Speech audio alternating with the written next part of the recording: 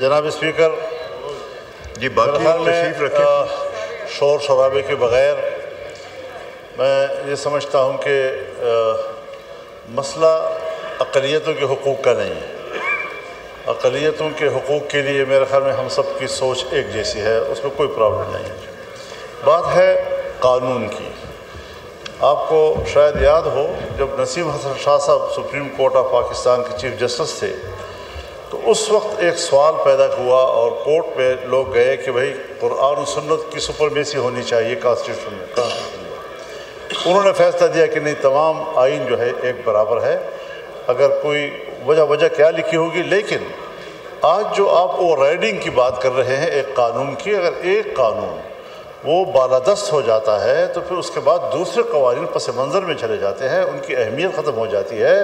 آپ اس طرح کا قانون کیوں لاتے ہیں کہ جس سے کل کوئی غلط فائدہ اٹھائے؟ چاہے میں غلط فائدہ اٹھاؤں، چاہے کوئی اقلیت غلط فائدہ اٹھائے، چاہے قادیانی غلط فائدہ اٹھائیں، تو ہم ایسے قانون کی طرف کیوں جا رہے ہیں؟ اور میں اگر آپ اجازت دیں تو کامران مرتضیٰ صاحب سے گزارش کروں کہ وہ اس کی مزید وضاحت کریں. جناب اسپیکر، محترم وزیر قانون صاحب نے ایک بات کہہ دی کہ جی قادیانی تو اپنے آپ کو مسلمان کہتے ہیں، وہ تو آئین کو مانتے نہیں ہیں. شاید انہیں قادیانیوں کی چالاکیوں کا پتہ نہیں ہے. جس وقت سن 1974 میں وہ غیر مسلم اقلیت قرار دیے گئے آئینی طور پر، اور جناب ذوالفقار علی بھٹو صاحب کی حکومت میں ان کو کچھ مخصوص نشستیں پنجاب اسمبلی میں دی گئیں 2 یا 3، تو وہ انہوں نے فل اپ کر لی.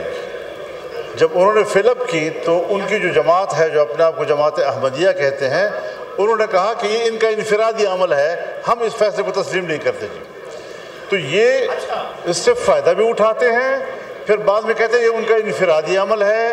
سو اگر آپ نے بھی تھوڑا راستہ ان کو دے دیا تو آپ یہ نہ کہیں کہ وہ کہیں گے ہم تو مسلمان ہیں، وہ آئین کو بھی نہیں مانتے، اور کوئی آدمی جو ہے کھڑے ہو کر یہ کہہ دے گا کہ صاحب یہ تو ہمارے حقوق کا یہ کرتا ہے وہ کرتا ہے. تو اس لیے ہمیں اس مصیبت پہ پڑنا ہی نہیں چاہیے، اور یہ دوبارہ پٹارا کھولنے والی بات ہے. پاکستان اس قسم کے مسائل سے دوچار ہونے کا متحمل نہیں. جی شکریہ.